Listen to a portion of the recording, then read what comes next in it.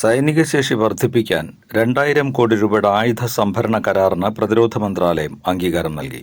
അടിയന്തര ആയുധ സംഭരണ സംവിധാനത്തിലാണ് പ്രതിരോധ ഉപകരണങ്ങൾ വാങ്ങാനൊരുങ്ങുന്നത്. കമ്പനികളുമായി ചർച്ചകൾ നടത്തി 1981.9 കോടി രൂപയ്ക്കാണ് ആയുധങ്ങൾ വാങ്ങുക. ഭീകരവിരുദ്ധ പോരാട്ടത്തിനാണ് പ്രതിരോധ സംവിധാനങ്ങൾ വാങ്ങാനൊരുങ്ങുന്നതെന്ന് ദേശീയ മാധ്യമങ്ങൾ റിപ്പോർട്ട് ചെയ്തു.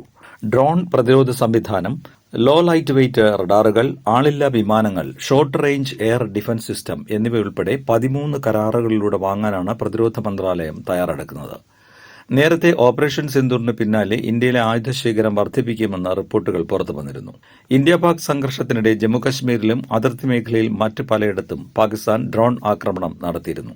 ഇവയെ ഇന്ത്യൻ സേന ഫലപ്രദമായി ചെറുത്തെങ്കിലും മുൻകരുതലെന്ന നിലയിലാണ് പുതിയ നീക്കം. ഭീകരവാദ ഭീഷണികൾ നേരിടുന്നതിനും ഡ്രോണുകളെ പ്രതിരോധിക്കാനും സൈനികരുടെ സുരക്ഷയും ആക്രമണശേഷിയും വർദ്ധിപ്പിക്കാനുമുള്ള പ്രതിരോധ നടപടിയാണ് നടക്കാൻ പോകുന്നത്.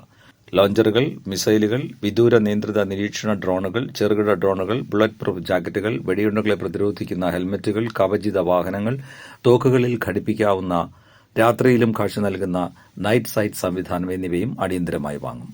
സേനയെ ആധുനികവൽക്കരിക്കുക, കൂടുതൽ കരുത്തുറ്റതാക്കുക, ഉയരുന്ന പുതിയ കാല ഭീഷണികളെ നേരിടാൻ പര്യാപ്തരാക്കുക തുടങ്ങിയ ഉദ്ദേശങ്ങളാണ് ആയുധ സംഭരണത്തിന് പിറകിൽ.